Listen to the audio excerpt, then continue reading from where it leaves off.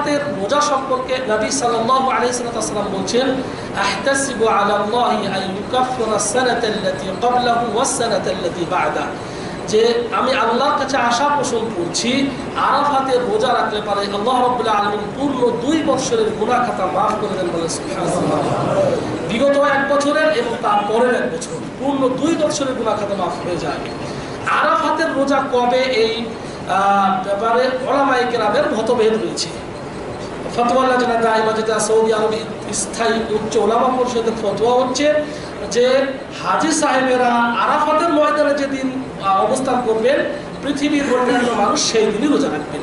কিন্তু আবার কেউ কেউ বলছেন যে যেহেতু আরাফাতের পরের দিনই হচ্ছে ইয়াউমুন নাহার, ইয়াউমে আরাফা আরাফাতের দিন, তারপরের দিন যে ইয়াউমুন নাহার কুরবানির দিন, সুতরাং প্রত্যেক দেশ বিশেষ করে যাদের সঙ্গে সৌদি আরবের চাঁদ দেখার তারতম্য রয়েছে, ভিন্নতা রয়েছে, তারা প্রত্যেক দেশের চাঁদের উপর হিসাব করে তারা 9 তারিখে রোজা রাখবেন। এটা উকুফে আরাফার সাথে সম্পর্কযুক্ত নয়।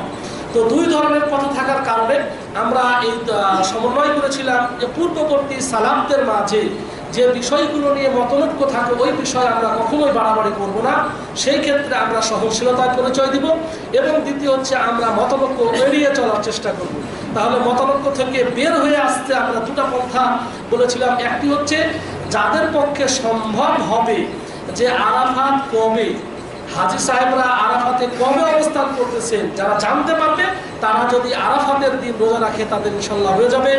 আর যারা জানতে পারবে না, যারা প্রযুক্তি ব্যবহার করেন না, যারা নেট ব্যবহার করে না, যারা মনে করেন যে এই সমস্ত সোশ্যাল মিডিয়ার সাথে কোনো সম্পর্ক নাই, টিভি দেখেন না, মোবাইল ব্যবহার করেন না, তারা আজ যেমন রাসূলুল্লাহ সাল্লাল্লাহু আলাইহি ওয়াসাল্লামের যুগের মানুষেরা ওই সময় তো এগুলো ছিল না, ওই সময় দূরবর্তী মানুষেরা, আফ্রিকার মানুষেরা, বাংলাদেশের মানুষেরা কিভাবে তারা জানতো যে আজকে উকুফে আরাফা? অবশ্যই তারা নিজেদের দেশের চাঁদের উপর ভিত্তি করে রাখতেন। সুতরাং যাদের পক্ষে জানা সম্ভব হবে না যে আরাফাতের দিন কবে, তারা যদি নিজেদের দেশের চাঁদের উপর ভিত্তি করে 9 তারিখে রোজা রাখেন তাহলে ইনশাআল্লাহ হয়ে যাবে। কেন হয়ে যাবে? যেহেতু এটা ওয়াজিব নয়, এটা সুন্নাত, এটা নফল, এটা ফরজ নয়, ওয়াজিব নয়, আবশ্যক নয়। কেউ যদি রোজাই না রাখে তাহলে তার গুনাহ হবে না।